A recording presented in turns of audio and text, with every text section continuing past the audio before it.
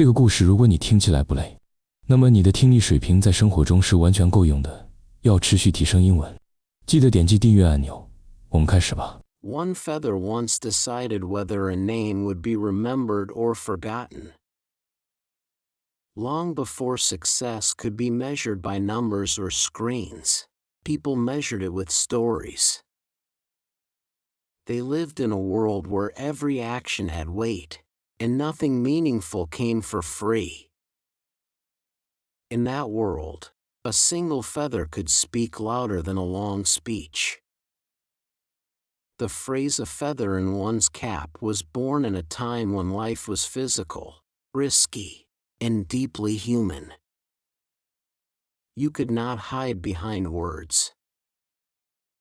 You showed who you were through what you did. Among many Native American tribes, feathers carried power. Not magic power, but human power. A feather meant you had faced fear and stayed standing. It meant you had chosen action when hesitation would have been safer. No one could buy a feather. No one could borrow one. It had to be earned, and everyone knew the difference. A young warrior might spend years without a single feather. He would watch others, older and stronger, their hair marked with proof of past bravery. Each feather told a different story. One might stand for a rescue during a raid.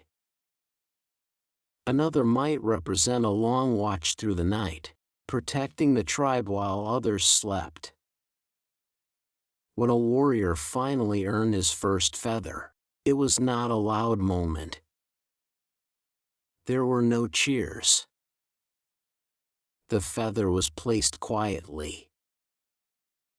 But from that day on, people looked at him differently. He had crossed a line. He was no longer just someone with potential. He was someone with history. That idea traveled farther than anyone expected. As time passed, explorers and settlers arrived, bringing their own customs, their own clothing, and their own way of seeing honor. Hats became common, especially among men who worked outdoors. A hat was practical. It protected from sun, rain, and cold. But slowly, it became something more. Feathers found their way into caps again. Hunters added feathers after a season of skill and patience. Messengers wore them after finishing dangerous routes through unknown land. Soldiers placed feathers on their caps to show courage, loyalty, or rank. The feather was light, but the meaning behind it was heavy. Here the story tightens. As feathers became more visible, they also became tempting. Some people wanted the respect without the effort. They added feathers simply to look important. A clean cap with a bright feather could fool strangers, at least for a while. But it could not fool those who paid attention. People began to talk differently. When someone truly achieved something difficult, others would say it was a real feather in his cap. The word "real" mattered. It separated earned respect from empty display. Little by little, the feather left the physical world. It moved into language. By the 17th century, a feather in one's cap no longer needed an actual feather. It described success itself. Finishing hard work. Solving a problem others could not.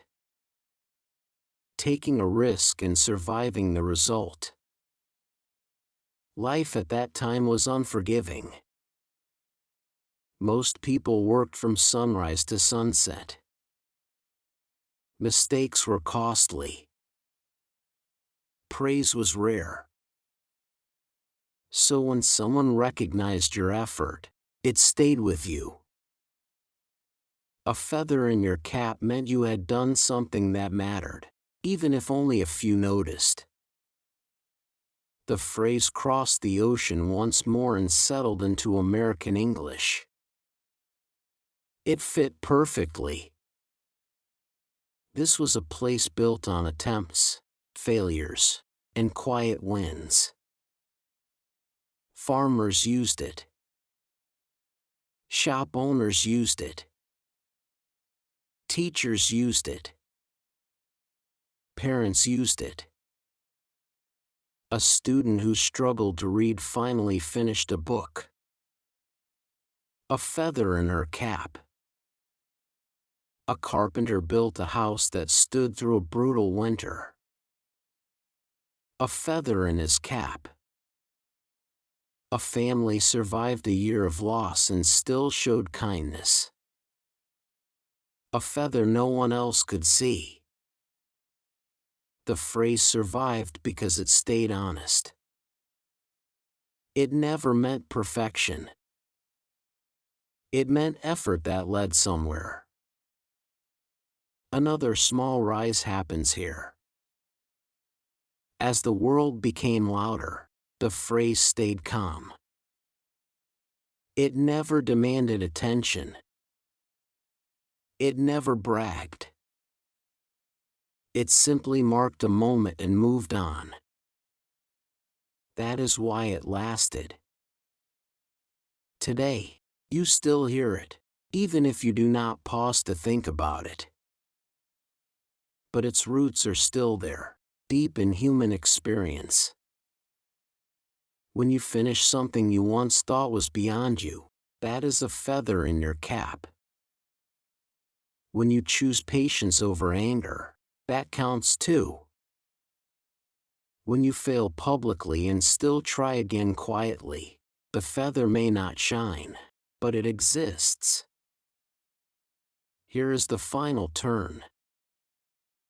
In the past, feathers were seen by others first. Today, most of your feathers are invisible. No one places them for you. No one announces them. They live inside your memory. And maybe that makes them more real than ever. Because one day, when the noise fades and the world asks what truly shaped you, it will not be the biggest moments that answer. It will be the small victories you earned when no one was watching. Those are your feathers. Those are the marks of your life. And they are already in your cap. 能以非母语者的身份专注学习到现在，这本身就是很棒的进步。真诚感谢你的观看。如果你觉得本期内容实用，点赞或留言让我知道你的想法，这对我持续创作非常重要。我们下期见。